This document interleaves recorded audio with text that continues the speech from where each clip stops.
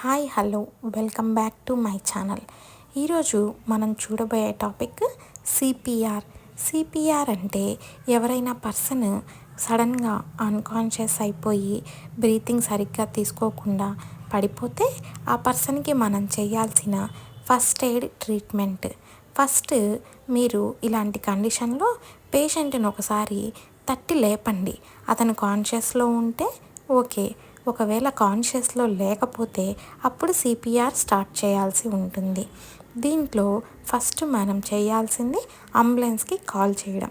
Ambulance reach అయ్యే లోపల మీరు ఒకసారి అతన్ని వైటల్స్ చెక్ చేసుకోండి. చెక్ చేయడం అంటే మన చెవిని అతని మౌత్ మీద పెట్టేసి నోటి దగ్గర పెట్టేసినప్పుడు ఆ బ్రీతింగ్స్ మనకి వినపడాలి.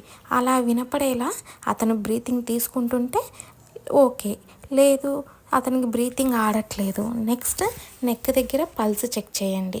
అక్కడ పల్స్ కొట్టుకుంటుంటే సరే, లేకపోతే అప్పుడు మీరు సిపిఆర్ స్టార్ట్ చేయాల్సి ఉంటుంది.